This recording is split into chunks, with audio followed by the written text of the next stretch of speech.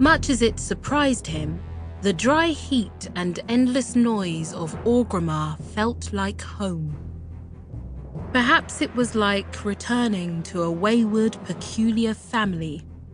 One thrall had not necessarily chosen, but that he had come to respect.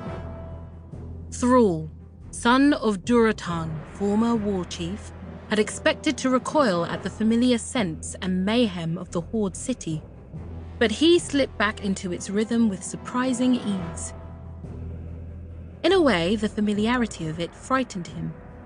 Things had changed, of course. The Horde itself had changed. It had to. No longer could a single war chief rule them all. No.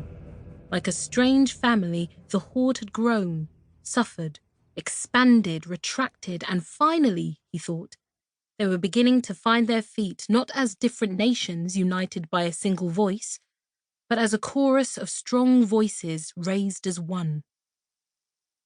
Wolves grew stronger as a pack in numbers, and there in Grommash Hold, among the Horde Council, he saw many fine wolves at his side.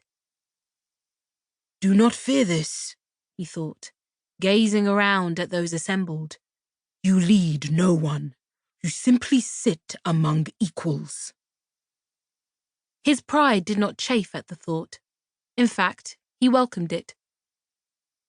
Thrall placed his hands on his knees, leaning forward as two young Tauren braves giving report in the centre of the rotunda finished recalling their tale.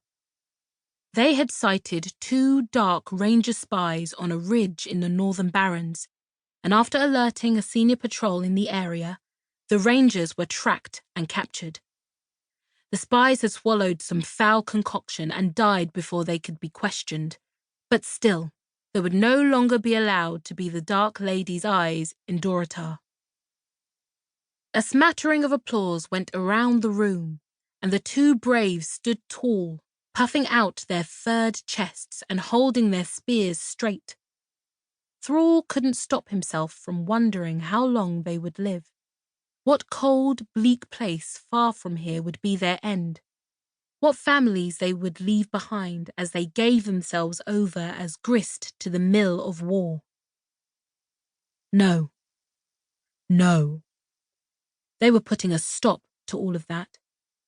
That was the purpose of the council, to eschew the bloody whims of one in favour of more tempered policies. And while many still flinched at their mere mention of the armistice, Thrall thought it a reprieve the Horde sorely needed. "Well done!" Lorthamar Theron called to the two braves. The leader of the Blood Elves, with his long pale hair, scarred and dead left eye, and painstakingly groomed beard, raised a chalice. "Bravely done! A toast to these fine soldiers of the Horde! Loktar! Loktar!" Thrall raised his cup, but his eyes fell on an empty seat beside the crimson-clad leader of the Blood Elves. Other pairs of eyes, and Lorthamar's good one, had wandered to that spot throughout the evening. It seemed almost too ironic.